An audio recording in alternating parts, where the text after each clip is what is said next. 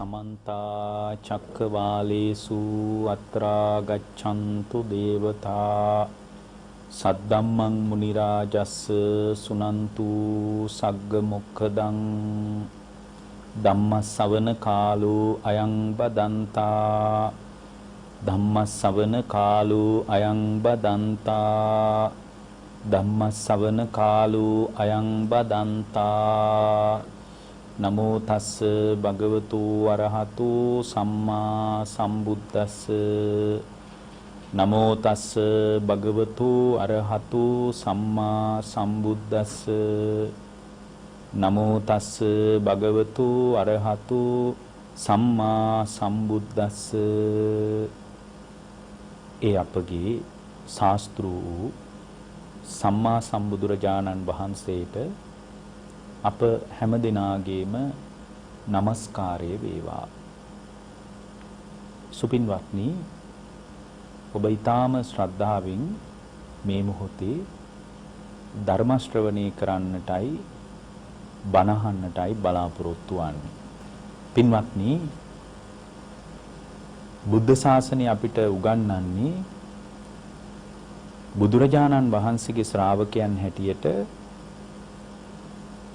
ඒ භාග්‍යවතුන් වහන්සේගේ ධර්මය තුල ආර්ය ජාතිය උපදින හැටියටයි. ලෝකේ ආර්ය ජාතිය කියන එක හැම කාලෙම දකින්න ලැබෙන්නේ නැහැ. ඔය අඟුලිමාල සූත්‍රයේ එහෙම තියෙනවා ආර්යා ජාති නාබි ජහනාමි සංචිච්ච පානං ජීවිතාවෝ රෝපේතා තේන සච්චේන සොත්තිතේ හෝතු සොත්ති ගබ්බස්සාති කියලා. උන්වහන්සේ මතක් කරනවා මම ආර්ය ජාතියේ ඉපදුණු දවසේ ඉඳලා ආර්යා ජාතෝ නාබි ජහනාමි. මම ආර්ය ජාතියේ ඉපදුණු දවසේ ඉඳලා මම සත්තු මැරුවේ නැහැ. ඒක තමයි ලෝකේ ඇත්ත. කවදාවත් මම ආර්ය ජාතියේ උපන් දවසේ ඉඳලා ප්‍රාණඝාතය කළේ නැහැ. ඒ සත්‍ය බලයෙන් මේ දරුවා සුවපත් වේවා කියලා තමයි දාදිෂ්ඨාන කළේ. එhmenan අපිට පැහැදිලි මේ ලෝකේ ආර්ය ජාතිය කියලා එකක් තියෙනවා.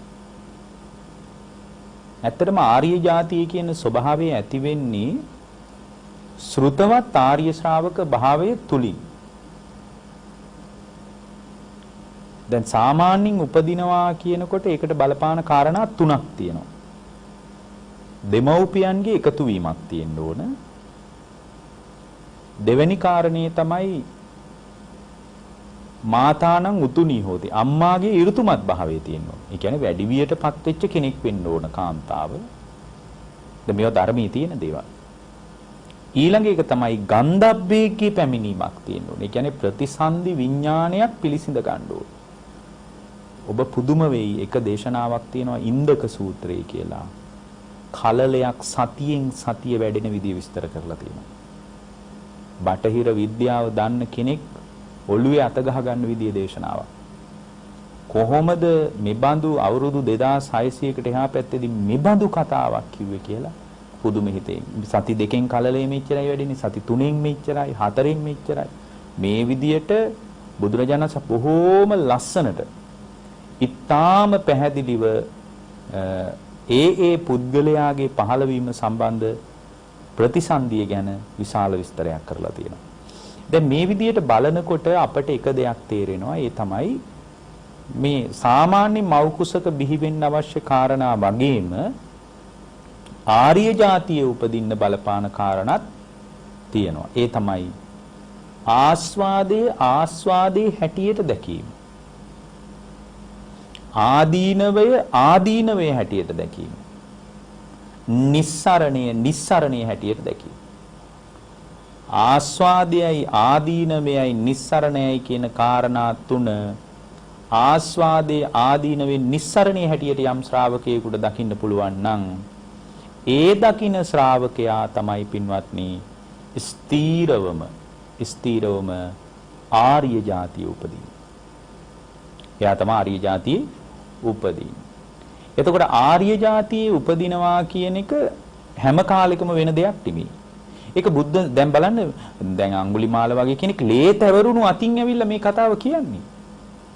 ලේ ගාගත්ත අතකින් ලේ තැවරිච්ච අතක් සහිතව තමයි අඟුලිමාල වගේ කෙනෙක් බුදුහාමුදුරුවන්ට අභිමුඛ වෙන්නේ. එතකොට ඒ උත්තමයා මේ ප්‍රතිවේද කරනවා මම ආර්යා ජාතෝ ඩාබිජාන මම හැබැයි සත්තු මරුවා තමයි. හැබැයි ආර්ය જાතිය යම් දවසකද උපන්නේ එදා ඉඳලා මම කවදාවත් ප්‍රාණඝාතයක් කළේ නෑ. ඒක සත්‍යයි. ඒ සත්‍ය බලයෙන් මේ දරුවා බිහි වෙන්න ඕන. එහෙමයි අදිෂ්ඨාන කළේ. එහෙමනම් මේ ආර්ය જાතිය කියන එක පිළිබඳ ආර්ය જાතිය ඉපදීම ගැන අපි වෙනදට වඩා උනන්දුවක් හදා ගන්න ඕන. පින්වත්නි මේ ලෝකේ මිනිස්සු පුද පූජා වත් පිළිවෙත් කර කර ලත වෙනවා. මිනිසුන්ට ඊට වඩා දෙයක් නැහැ. අර එක දේශනාවක එක මිනිසෙක් ඇවිල්ලා බුදුහාමුදුරන්ගෙන් අහනවා අනේජං මූලං දස්සාවි අත්ති පඤ්හේන ආගමං කිං නිස්සිතා ඉසයෝ මනූජා කන්තියා බ්‍රාහ්මනා දේවානං මේ ශ්‍රමණ ගෞතමයන් වහන්සේ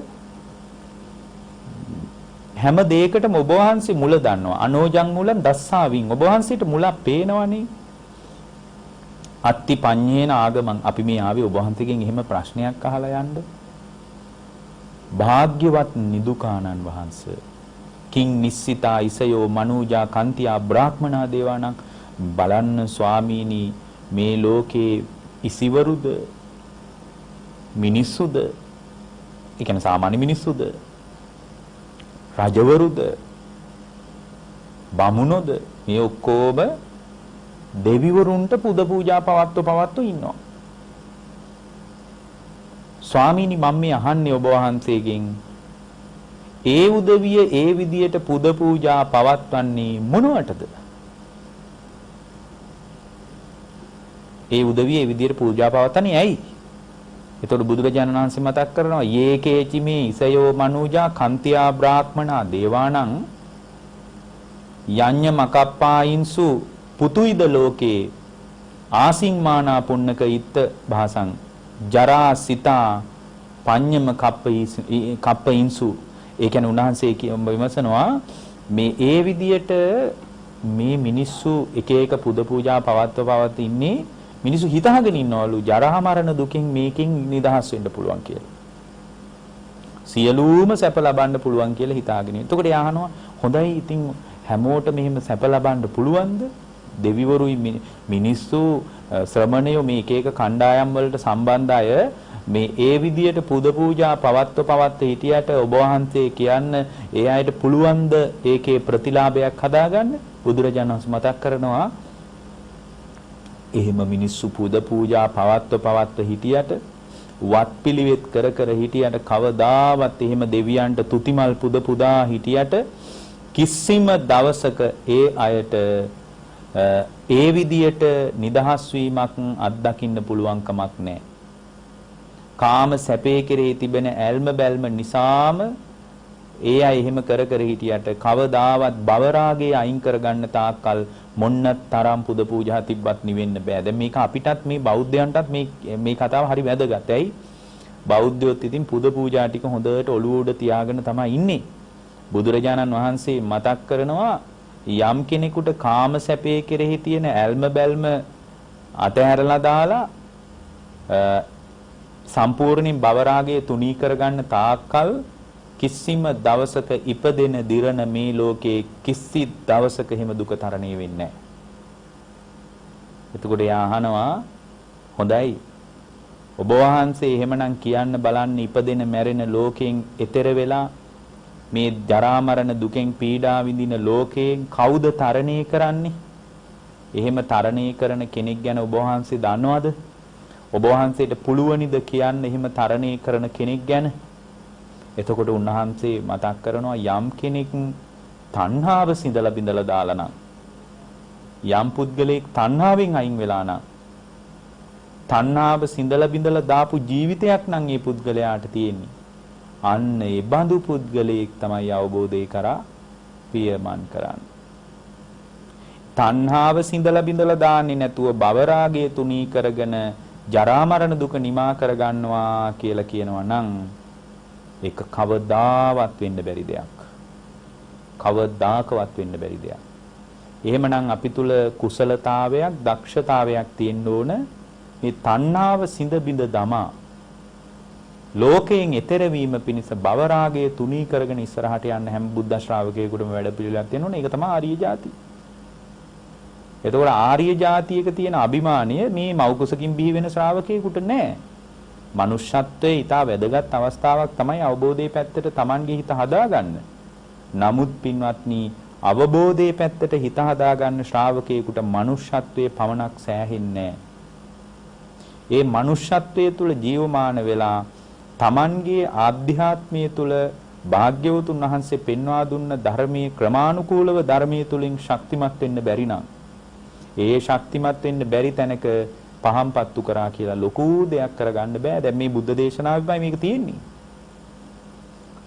අර දෙවියන්ට මිනිස්සු එක එක පුද පූජා කරන දුකෙන් නිදහස් වෙනවද බුදුරජාණන් වහන්සේ කෝ නෑ. එහෙම වෙන්නේ නෑ. එහෙම අත්දැකීමක් නෑ. එතකොට මේ ධර්මයේ තුල ප්‍රායෝගිකව ප්‍රතිඵල හදාගත්ත තැනක තමයි අවබෝධය කරා Tamanගේ හිත හසුරුව ගන්න පුළුවන් වෙන්නේ. එතකොට අවබෝධය කරා Tamanගේ හිත හසුරුව ගන්න ශ්‍රාවකයෙකුට මේ ධර්මයේ ඕනෑවටත් වඩා ඒකට උපකාරය හදලා දෙනවා. ඕනෑවටත් වඩා උපකාරය මේ ධර්මයේ තුලින් ඒකට හැදෙනවා. දැන් බලන්න බුදුරජාණන් වහන්සේම අපට මතක් කරනවා පින්වත් මහණෙනි මේ ධර්මයේ තුල දැන් ඔය අපි සමහර දේවල් අපි නොහිතුවාට මේ එකම ගාථාවක් අස්සේ බොහෝම ලස්සනට මුළු නිවන් මාර්ගයම හකුලුවලා කියලා තියෙනවා. නමුත් අවාසනාවකට ලංකාවේ මිනිසුන්ට ඒබඳු දහම් මනසිකාරයක් නැහැ. දහම් මනසිකාරයක් නැති නිසාම අවබෝධයේ පැත්තට නැමෙන්නේ නැහැ. ජීවිතේ හැලහැප්පිලිත් එක්කම නම් මේ දවස්වල ජීවිතේ ගෙවෙන්නේ. ජීවිතේ කඩා වැටෙන තැන් වැඩි කියලා ඔබට හිතෙනවා නම් ඔබේ හෘද සාක්ෂිය කියනවා නම් අනේ මගේ ජීවිතේ කඩා වැටෙන තැන් වැඩි. මම බිඳ වැටෙන තැන් වැඩි. මගේ ජීවිතේ එපා වෙන තැන් වැඩි. එහෙම කාට හරි හිතෙනවා නම් එයා ඊටාම ඉක්මනින් පින්වත්නි බුදුරජාණන් වහන්සේගේ ධර්මයේ තුලින් විකල්පයක් හදා ගන්න ඕනේ. ඒ විකල්පයක් හදාගත්තොත් ඒ විකල්පය තමයි ඔබේ ජීවිතේ හැරවුම් ලක්ෂය. ඒ විකල්පය තමයි ඔබේ ජීවිතේ කන පිට හරවන අවස්ථාව. එහෙම ජීවිතේ කන පිට හරවගත්ත ඕන තරම් කට්ටිය ඉන්නවා. දැන් බුද්ධ කාලේ වුණත් අපිට මතකයි ඔය අජාසත් රජුරු වගේ අය ජීවිතේ එපා වෙලා හිටි. පීතෘ ඝාතනයත් කරගෙන බොහොම ජීවිතේ නන්නත්තර වුණානේ අන්තිමටම. හඳ පායගෙන එනකොට හරි හිතට වේදනාවක් ඇති වෙනවා. අනේ මම මොන තරම් පවද්ද කරගත්තේ කියලා හැමදාම හවසට හරි වේදනාවක් හිතට ඇති වෙනවා. මේ වේදනාව වැඩිකමට පුරුදු වුණා. එක එක ආගමික මත දරන අය ළඟට ගිහින් ඒ ආගමික මතයට අනුව Tamanගේ හැසිරීම් ගොඩනගාගෙනවත් මේ ප්‍රශ්නේ විසඳ ගන්න කියලා එයා කල්පනා කළා. එක දවසක් හඳ පායගෙන එන රැයක Tamanගේ ඇමතිවරුන්ට කතා කරලා කියනවා අජාසත් රජුරු අද රැයට කවුද ඉන්නේ බොහොම හොඳ දහම් කතාවක යෙදෙන්නේ. එතකොට එතන හිටපු අය කිව්වා මේ අහවල් තැන පකුද කච්චායන් ඉන්නවා, අහවල් තැන සංජේ බෙල්ලට්ටි පුත්ත ඉන්නවා, අහවල් තැන අජිත කේස කම්බලි ඉන්නවා, අහවල් තැන නිගණ්ඨනාද පුත්ත ඉන්නවා. ඔබතුමාට කොතනටද යන්න ඕන? නමුත් මේ රජතුමාට මේ කවුරුත් ගැන විශේෂ අදහසක් තිබ්බේ නැහැ. ඇයි? මේගොල්ලන් ළඟට රජුරුව මීට කලින් ගිහින් තියෙනවා. ඒ නිසා ඒගොල්ලෝ ළඟට යන්නේක ගැන මහා අරුමයක් රජුරුවන්ට දැනුන්නේ නැහැ. රජුරුව තීරණය කළා හොඳම දේ තමයි මම තනියම මේ රාත්‍රියේ මම තනියම ගෙවනවා. මොකද ඒ අය ළඟට මම ගිහින් තිරේ. එතකොට එතන හිටියා බුදුරජාණන් වහන්සේගෙන් ඊට කලින් බණ අහලා ආපු කෙනෙක්. එයාගේ නම ජීවක. එයා නැගිට්ටා. නැගිටලා කිව්වා රජතුමනි බුදු කෙනෙක් පහළ වෙලා ඉන්නවා. බුදු කෙනෙක් පහළ වෙලා හිත නිවා ගන්නට ධර්මයක් කියාගෙන යනවා. උන්වහන්සේ දේශනා කරන ධර්මයේ මුලත් සුන්දරයි. මැදත් සුන්දරයි. අගත් සුන්දරයි. මොකද්ද මේ මුල මැද අග සුන්දරයි? ඔය හරියට ධර්මයේ තියෙනවා මේ කතාව. මජ්ජේ කල්යාණම් පරියෝසානේ කල්යාණම් කියන්නේ. මුලත් සුන්දරයි මේ ධර්මයේ. මැදත් සුන්දරයි. අගත් සුන්දරයි. මුල මැද අග තුන් තැනම මේ ධර්මයේ අතිශයින්ම සුන්දරයි.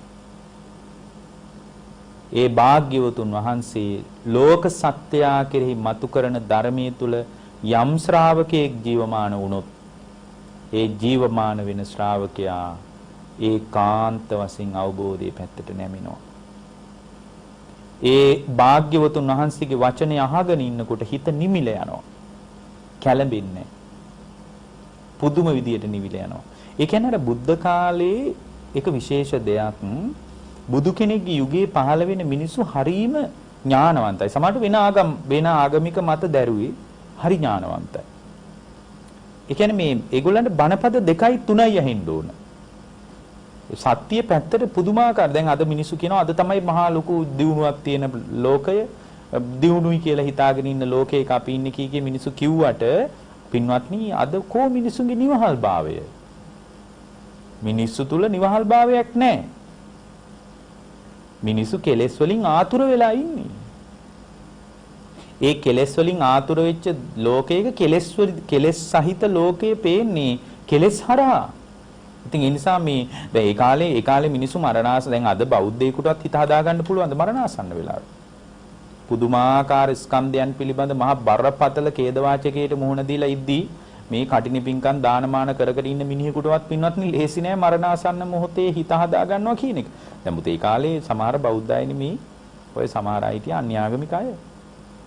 ඒගොල්ලෝ හිත හදාගත්ත මේ බොහෝම වචන දෙක තුනයි බුදුරජාණන් වහන්සේ මතක් කළේ. ඒ වචන දෙක තුන අහගෙන ඒගොල්ලෝ අර අවංකව මේ ධර්මයේ දියුණු කරගන්න උවමනාව තිබ්බනේ.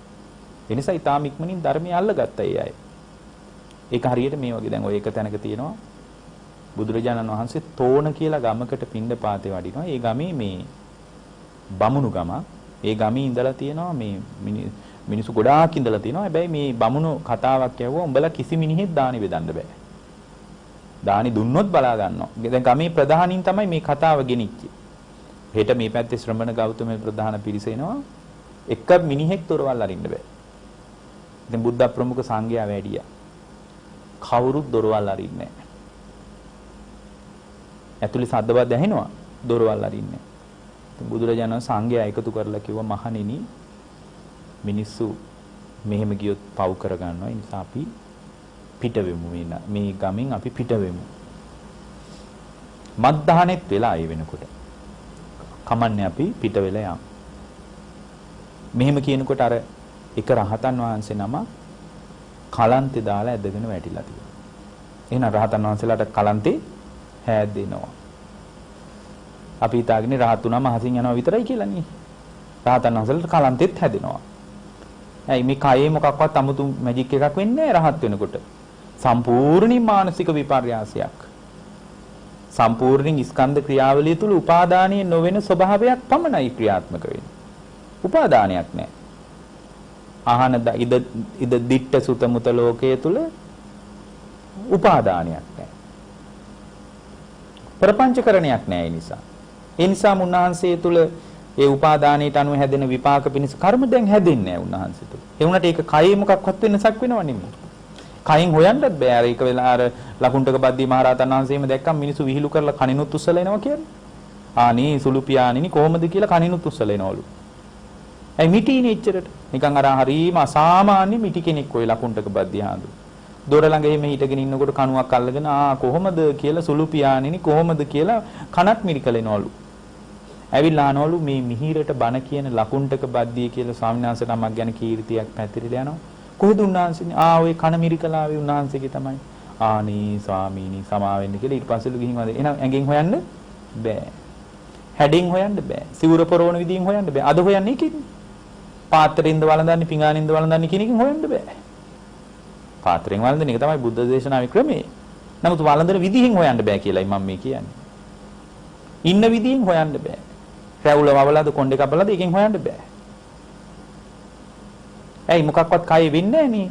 සම්පූර්ණයෙන් නිවන කියන්නේ මානසික විපර්යාසයක් මිසක් කායිකව ඇති වෙන එකක් නෙමෙයි. දැන් රහතන් වහන්සේ හොඳටම එහෙම කලන්තේ දාලා ඇදගෙන වැටුණා. කලන්තේ දාලා ඇදගෙන වැටෙනකොට මෙතන හිටියා එක බැමිණියක්. ඇත්තට මේ බැමිණියගේ ගෙදර ඉස්සරහා තමයි කලන්තේ දාලා වැටිලා තියෙන්නේ. මේ බැමිණිය හිමීට උඩුමහල් තලෙ මිගුළු බොහොම සල්ලිකාරත් මිනිසුනේ ගොඩක් බමුණු ජනේලෙන් බලාගෙන හිටියා වෙන දේ. මේ ගෑනු කෙනාගේ බඩපපුව පිච්චිලා ගියා. ඇයි? අනේ අපේ ගෙදර ඉස්සරහා හිංසක මිනිහෙක් වැටුණා නේද? මේ රහතන් වහන්සේලාවත් මගපලලාභීන්වත් බුද්ධාශ්‍රා මේ එක කතාවක්වත් මේ ගෑනු කෙනාගේ ඔළුවට ආවේ නැහැ. එයාගේ ඔළුවට ආවේ මොකද්ද? අහිංසක මිනිහෙක් වැටුණා. ග්‍රීස්මයේ දරා ගන්න බැරුව ඉක්මනින් පහලට ඇවිල්ලා ගත්ත වතුර ටිකක් අතට. අරගෙන හිමීට දොර ඇරියා. දැන් බමුණන්ට විරුද්ධ වැඩක් මේක. වටපිටත් බැලුවා හොඳට. වටපිට බලලා එක පයින් දුවගෙන ගියා ප්‍රධාන දොර ළඟට. ගිහින් අර හාඳු. එතකොට අර ස්වාමීන් වහන්සේලා වට වෙලා වගේ ඉන්නවා. ඉක්මනින් පාත්‍රයෙන්ට දැම්ම වතුර ටික අනිත් පැත්තට හැරෙන තැපෑලෙන් ආයෙ දුවගෙන ආවා ගෙට. ගෙට ඇවිල්ලා දොර වහගත්තා. එච්චරයි. මේ රහතන් වහන්සේලාට කරපු ගෞරවයද නැහැ. බුදුරජාණන්සේට කරපු ගෞරවයද නැහැ. දානයක්ද නැහැ. එයාගේ හිත මොකද්ද වැඩ කරේ? එයාගේ හිතේ තිබ්බේ මිනිහෙක් වැටුණා. මිනිස්සෙක් කියන තැන මනුෂ්‍යත්වයටයි ගරු කරේ එච්චරයි. චීවරයට නොවේ මනුෂ්‍යත්වයටයි ගරු කරේ. මිනිහෙක් මෙහෙම වැටෙන්න ඕනේ නැහැ කලන්තේ දාලා වතුර නැතුව කියන අදහසයි අයට ආවේ. උන්වහන්සේලා වළඳලා වඩින්න ඇති ඒක. උන්වහන්සේලා වළඳලා වැඩියාම මෙතන මේ කතාව තවත් අය බලාගෙන ඉඳ ඇතිනේ වටේ පිටේ ගෙවල් වලින් හිමීට දොරවල් ජනෙල් වලින් යතුරු සිදුරු වලින් මේ කතාව ඉක්මනට ගියා. අන්න අර උද්දච්ච ගෑනු කෙනෙක් සංඝයාට වතුර දීලා ඔය කතාව වේගයෙන් පැතිරිලා ගියා. අන්න ඔබතුමන්ලා එපා කියපු දේ අහවල් ගෙදර අහවල් පැනැත්ති අහවල් කාන්තාව කරලා කියලා වේගයෙන් මේ කතාව පැතිරිලා ගියා. බමුණු ගමක් නේ. බමුණු එකතු වුණා. අපි එපා කියපු දෙයක් තී කරලා තියෙනවා. නඩු ඇහුවා. ඒ ග්‍රාමීය වශයෙන් නඩු අහලා තියෙනවා ඒ කාලේ. නඩු අහලා දඬුවම් නියම කළා. දඬුවම මොකද්ද දන්නවද? ඔන්න දැන් මැද පෙරදිග දඬුවම් වලටත් වඩා භයානක දඬුවම්. දඬුවම තමයි පින්වත්නි ගල් ගහලා මරන්න. ඒ කාලේ තිබ්බ දඬුවම් තියෙනවා මජ්ක්‍ධිම නිකායේ උපරිපන්නාසකේ දේවදූත සූත්‍රය. අතක් කපලා දානවා. අත් දෙකම කපලා දානවා. කකුල් දෙක කපලා දානවා. එක කනක් විතරක් කපලා දාලා තියෙනවා. දිව චුට්ටක් තුවාල කරනවා. ඇඟිල්ලක් කපලා. ඔය වගේ දඬුවම් ගොඩාක් ඒ කාලේ තිබිලා තියෙනවා. ඒතර මේ කාන්තාවගේ දඬුවම මොකද්ද? මේ කාන්තාවට දඬුවම තමයි ගල් ගහලා මරන්න. දැන් අද අපිට ඔහොම එකක් වුණොත් අපි කියයි අනේ මේ හාඳුරන්ට වැටෙන්න තැනක් නැතුවද අපේ ගේ ඉස්සරහම වැටුනේ කියලා. මේ බෞද්ධ කෙනෙක් කියන්නේ නැද්ද ওই කතාව කියනවා. අද බෞද්ධ වෙස්යෙන් ඉන්න කෙනෙකුට ඔහොම එකක් වුණා කියමුක අපිට එහෙම එකක් වෙන එකක් නැහැ. එහෙම ගල් ගහලා මරන්න වෙන එකකුත් නැහැ මේ බුද්ධ ශාසනයේ අනුභවයට. ඉස්සරහට මොනවා වෙයිද අපි දන්නෙත් නැහැ. හැබැයි එහෙම වුණාම කියලා කියමු අපි මොකක් හරි දඬුවමක් වුණා ස්වාමීන් වහන්සේ නමකට එහෙම එකක් කළා. පින්වත්නි සාප කර කර යා ඇස් දෙක පියාගන්න. මේ හාමුදුරන්ටත් නෙමෙයි මේ මිනිස්සයාට වැටෙන්න තැනක් නැතුවද මේ අපේ ගෙදර ඉස්සරහම වැටුනේ මට මේ කොයිවත් තියෙන කුණු ගොඩක් මගේ ඔළුවට පාත් උනේ කියලා කියන්නේ නැද්ද? කියනවා. දැන් බලන්න ඒ කාලේ මිනිසුන්ගේ ඥානෙ වෙන ආගමික මතවාදයක් තිබ්බ ඒක ඇත්ත. ඒ කාන්තාව කල්පනා කර කමන්නේ. ගල් ගහලා මරනවා නම් මරපු ආවේ. මම හෘද සාක්ෂියට එකඟ වූ වැඩක්. මම මේ වෙනත් ආගමික මතවාදයකට උඩගෙඩි දුන්නා නෙමෙයි. මම කළේ අහිංසක මිනිස්සෙකුට වතුර ටිකක් දීපුවා. ඒක වරදක් වෙන්න බෑ. අහිංසක මිනිහෙක් ඇදගෙන වැටුනහම වතුර දිව තොල තෙමා ගන්න බැරුව ඒ වගේ මිනිහෙකුට වතුර ටිකක් දෙන එක මරණයට දඬුවමක් නම් ඒ දඬුවම මම බාර ගන්නම් කියලා අය බලන්න අයගේ අභිමානයි. ගල් ගහලා මැරුවේ මේ බුද්ධ කාලේ. එහෙම මිය ගියා. සුගතිය ගියා. දැන් බලන්න ඒ කාලේ වෙනත් ආගමික මතවාදයන් දරපු අයගේ චින්තනය. දැන් අද පින්වත්නි මේ දියුණුවයි කියලා හිතන ලෝකේ මම දැක්ක අර එක්තරා ආගමික මධ්‍යස්ථානයක දෙවියන් වහන්සේ ෆෝන් එක charge කරනවා කියනකොට ඒකටත් දුවන්න ඉන්නවනේ කොටසක්. සමහර තැන්වල එතකොට දෙවියන් වහන්සේ රීලෝඩ් එක දානවා කිව්වා මේ දියුණුවයි කියලා 4th generation එක කියලා 4G කියලා කතා කරන්නේ. 4 වෙනි පරම්පරාව කියලා. මොන දියුණුවක්ද පින්වත්නි බලන්නකෝ ඒ මිනිසුන්ගේ ඒ කියන්නේ මං කියන්නේ මේ බෞද්ධයාගේ පවා අන්තිම අසරණකමක් තියෙනවා. බෞද්ධයා කොච්චර නන්නත්තරයිද කියනවනම් ඕන ආගමික මතවාදයකට ඔළුව නමන්න බලාගෙන ඉන්නේ. ඇයි තිසරණේ නෑ හරියට. භාග්‍යවතුන් වහන්සේ වදාළ ශ්‍රද්ධාව තුල ශක්තිමත් නෑ. ගුණධර්මයේ තුල ශක්තිමත් නෑ. බුදුරජාණන් වහන්සේට දිවි පුදාගෙන තෙරුවන් සරණ ගිය අභිමානවත් જાතියක් අපි. ඒ අභිමානය අද බෞද්ධයාට නෑ. ඒ අභිමානී බෞද්ධයා විසින් කෙලස ගත්තා. ඒ බෞද්ධයා විසින් කෙලසගත් අභිමානය පරම්පරාවෙන් පරම්පරාවට දායාද කරලා දුන්නේ නැහැ. ඇයි? අම්මගේත් ಗುಣධර්ම නැහැ, තාත්තගේත් ಗುಣධර්ම නැහැ. දරුවෝ ගැන කවර කතාවද? දරුවෝ ගැන කතා කරන්න දෙයක් නැහැ. ඒ කාලේ මිනිස්සු මේ අපි හිතනවා ඒ කාලේ දියුණු නැහැ කියලා. ඒ කාලේ ඇත්තටම හරි දියුණුයි. කොච්චර දියුණුද කියනවා නම් ඔය එක තැනක තියෙනවා පින්වත්නි මේ ගුවන් යානයක් හදපු අඩුබාස් කෙනෙක් ගැන.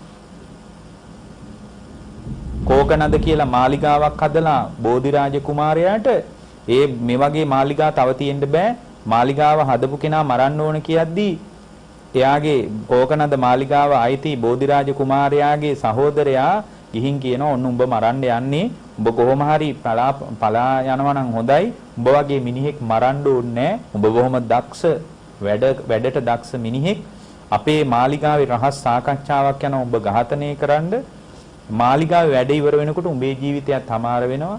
ඒ නිසා උඹ පුළුවන් නම් පලා යන්න පුළුවන් නම් පැනලා ඵලයන් කියලා. මේ මිනිස්සයා බය වුණේවත් නැහැ.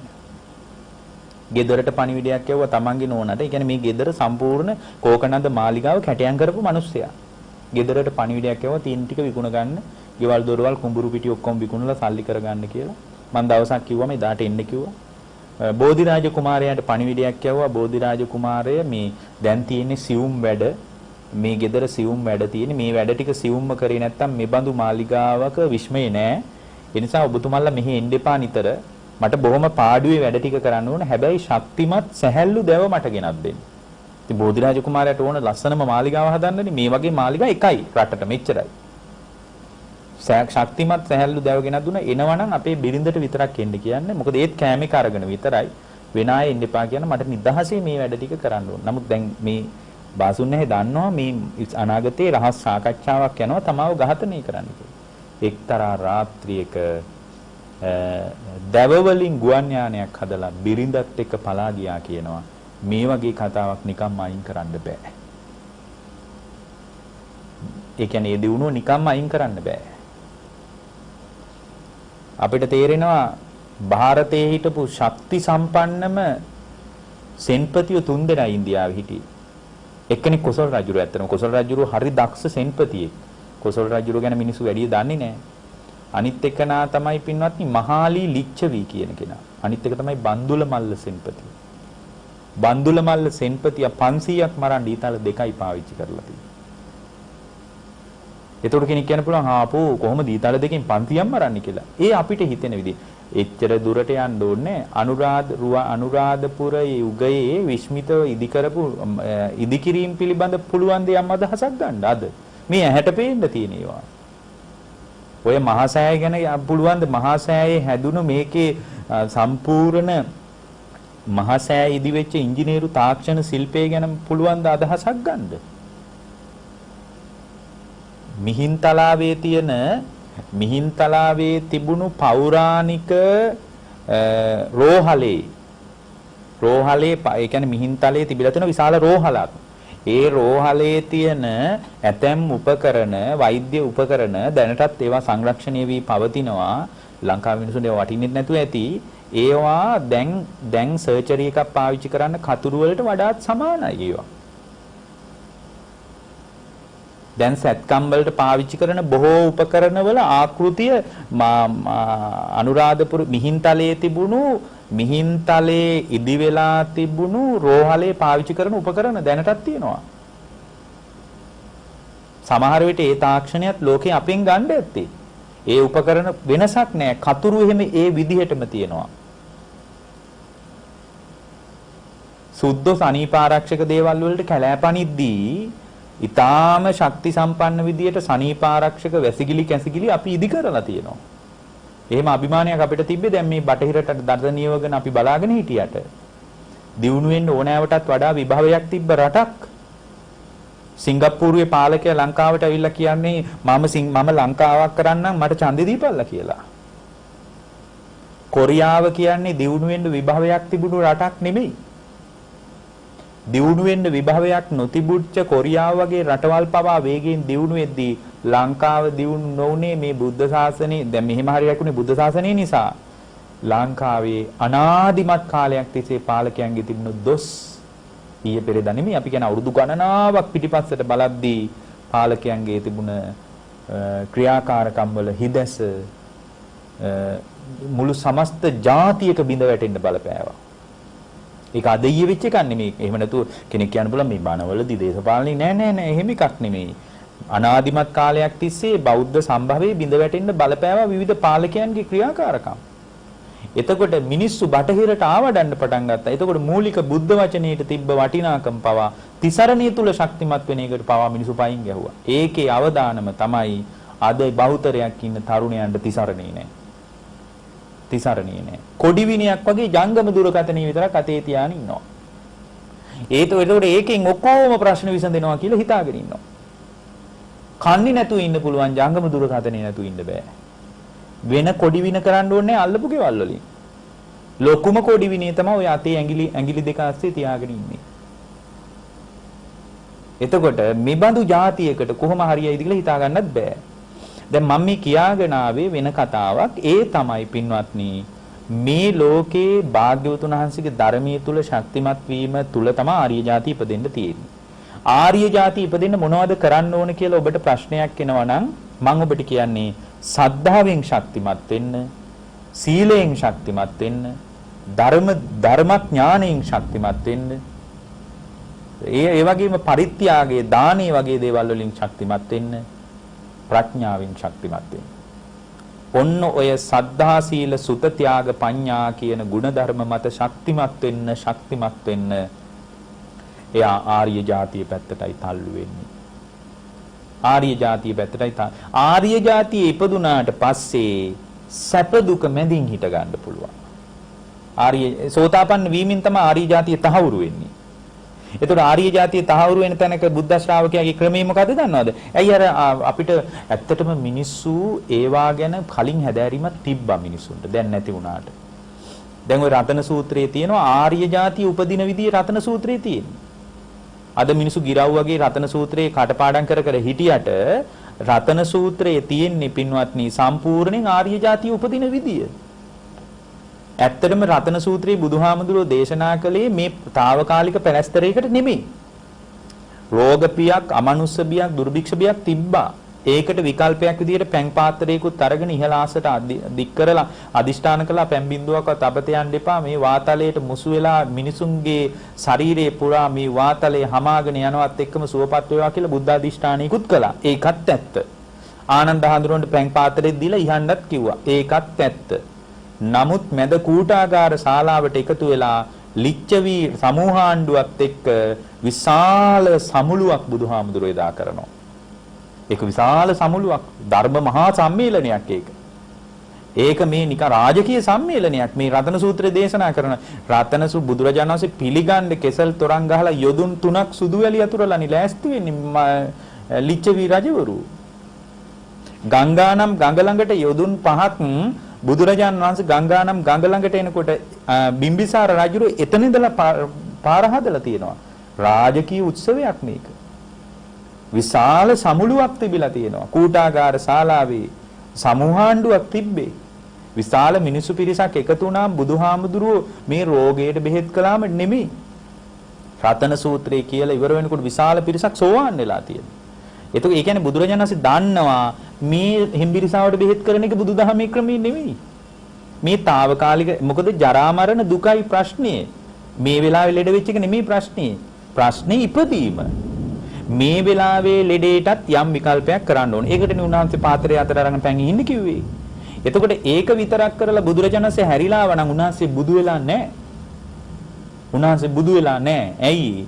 උන්වහන්සේ ඒ වගේ తాවකාලික පැලැස්තර ආරවණ කෙනෙක් නෙමෙයි. අපි සරණ ගිය ශාස්ත්‍රුන් වහන්සේ හේතුඵල සහිතව ලෝකේ බලපු කෙනෙක්. හේතුවට විකල්ප කරලා ඵලය නිරුද්ධ කරපු කෙනෙක් නෙමෙයි. මේ වෙලාවේ රෝගී වෙලා තියෙන එක ඵලය ප්‍රශ්නේ ඉපදීම.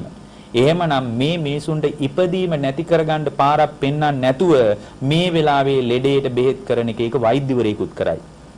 ඒතර වෛද්‍යවරයෙක් සහ බුදුරජාණන් වහන්සේ අතර වෙනස තමයි සදාකාලිකවම රෝගේ සුවපත් වෙන තැනකට ආර්ය ඇත්තටම රතන සූත්‍රයේ තියෙන්නේ ආර්ය જાති උපදින විදිහ. ඒකයි සංඝයාගේ ගුණනේ වැඩියෙන් තියෙන. සංඝ කියන්නේ දැන් ඒකේ තියෙනවා මේ නතේ භවං අට්ඨමං ආදීයන්ති මහණෙනි 8 වෙනි භවයකට යන්නේ නැතුව ඉන්න හිත හදාගන්න. එහෙවනේ තියෙන්නේ. යතින්ද කීලෝ පටවින්සිතෝසියා ඉන්ද්‍ර කීලයක් හිටෙව්වාම චතුබ්බි වාතේපිය සම්පකම්පියෝ හතර දිගින් හුලං එනකොට එල්ලෙන්නේ නැහැ වගේ හිතක් තියාගෙන නන්න සෝවාන් කෙනාගේ චින්තනය. ඔක්කොම සංඝ ගුණ තියෙන. එහෙනම් බුදුරජාණන් වහන්සේට තිබ්බනේ බුදු ගුණ වැඩියෙන් කියන්නේ නෑ. බලන්න ඒතේ මේක සංඝයාගේ උතුම් මාණික්කයක් කියලා වැඩියෙන් කියවෙන්නේ. සංඝං රතනම් පණීතං කියලා වැඩියෙන් කියවෙන්නේ. ඒතේන සච්චේන සුවත්තියොත් මේකෙන් සෙත් වේවා. සෙත මොකද්ද? භව රෝගය සුව කරන එක. දුර්භික්ෂය සුව කරන එක නෙවෙයි. භව රෝගේ රතන සූත්‍රය ඉතා ගැඹුරු දාර්ශනික අර්ථය තමයි මම හිතන්නේ රතන සූත්‍රය වැඩියෙන් මේ කාලේ කතා කරලා අර්ථය මතු කරගත්තොත් අනික මේක ලංකාවේ වැඩ සිටිය දැනුගත් ධර්මදර විනයදර ස්වාමීන් වහන්සේලා තුන් සූත්‍රයට එකතු කළේ නිකම් ආශිර්වාදයට නෙමෙයි මේක සෝතා ආර්ය જાතියේ ඉපදෙන්න උදව් කරන පුදුම තල්ලුවක් මේකේ තියෙන්නේ. ඒකයි රතන සූත්‍රය අන්තිම අවසන් කරන්නේ කොහොමද? රතන සූත්‍රය අවසන් කරන්නේ කීනම් පුරාණං නවන්නත්ති සම්භවං මහණෙනි පුරාණ සංස්කාර වලට යන්නත් එපා නවන්නත්ති සම්භවං අලුත් සංස්කාර මවන්නත් එපා විරක්ත චිත්තා ආයතිකේ බවස්මින් විරක්ත සිතින් ඉන්න. ඇයි? අතීත සංකාර අනාගත සංකාර වලට දැන් බලන්න මේක ලොකු දහම් කතාවක් නෙමෙයිද? තේ කීන බීජා අවිරුල්ලිජ්ජන්ද මහණෙනි අප්‍රාණික බීජ පැලවෙන්නේ වගේ නිබ්බන්ති දීරා යතායම් පදීපෝ පහනක් නිවුනා වගේ නිවෙනවා. එතකොට කොහොමද පහනක් නිවුනා වගේ නිවෙන්නේ? පින්වත්නි අතීත සංකාරات අනාගත සංකාරات අනුව යන්නේ නැති ජීවිතයයි. එතකොට රතන සූත්‍රයේ භාග්‍යවතුන් වහන්සේ අවසාන කරන්නේ අතීත සංකාර අනුව හෝ අනාගත සංකාර අනුව යන්නේ නැතුව විරක්ත සිතින් වාසය කරලා නිබ්බන්ති දේරා යතායම් පදීපෝ පහනක් නිවුනා වගේ නිවිලා යන්න කියලා. පහනක් නිවුනා වගේ නිවිලා යන්න පුළුවන් ශ්‍රාවක භාවය කියන්නේ සෝතාපන්න තත්වය. එතකොට මේක අහගෙන හිටියේ සක්‍රදේවේන්ද්‍රය ඒකයි අන්තිමටම කියන්නේ යානීද භූතානි සමාගතානි මේ භාගතුන් වහන්සේ කියන එක උඹලත් අහපල්ලා දෙවිවරුන්ට කියන්නේ. බුම්මා නිවායා නිවාම් තලිකේ තථාගතං දේව මනුස්ස පූජිතං බුද්ධං නමස්සාම සුවත්ති හෝතු කියලා දකුණු ධන මණ්ඩල ඇනලා ආශ්චර්යවත් කතාවක් අහගත්තා කියලා ආදර ගෞරවයෙන් සක්දෙවිඳු වන්දනා කරන්නේ. දෙව් මිනිස් සත්වයාට ආර්ය જાති ඉපදෙන්න කියාපු සුන්දරම පාඩමක් රතන සූත්‍රය. අද ඉතින් ආශිර්වාදයට පිරිත් නූල් බඳින්න විතරක් පාවිච්චි කරනවා. පිරිත් නූලක් වෙනුවෙන් විතරක් පාවිච්චි කරනවා. පිරිත් නූල් බැඳගන්න රතන සූත්‍රය පාවිච්චි කරන එක නරකයිද? නෑ, ඉතාම හොඳයි. වෙනදට වඩා හොඳට රතන සූත්‍රයේ කී පිරිත් නූල් බඳ ගන්න ඕනේ. ඒක නරක නෑ. රතන සූත්‍රයේ තියෙන ගම්බීර අර්ථය මතු කරගත්තොත් එයා සෝතාපන්න වෙනවා. එයාට ත්‍රිපිටකයේ වෙන එක සූත්‍රයක්වත් ඕනේ නෑ. සෝතාපන්න වෙන ශ්‍රාවකයෙකුට රතන සූත්‍රය විතරකුත් ඇති. ඒ නිසා ඔබට ඊටාම කරුණාවෙන් යෝජනා කරන්නේ බුදුදහමේ හැංගිච්ච ධර්මය. හැංගිච්ච කියන්නේ මේ සැඟවිලා හැම තැනම ධර්මයේ තියෙනවා. ඒ හැංගිලා තියෙන තැන්වල ඒක ප්‍රකටයි. නමුත් මේ ප්‍රකට ධර්මයේ මතු කරගන්න අපි දක්ෂ වෙන්න ඕන. ඒ දක්ෂතාවයේ මතු නොවුනොත් පින්වත්නි බුද්ධ ශ්‍රාවකයෙකුට අභිමානයක් නැහැ. අභිමානවත් ශ්‍රාවක භාවයක් පිණිස මේ දේශනාව උපකාර වේවා කියලා අපි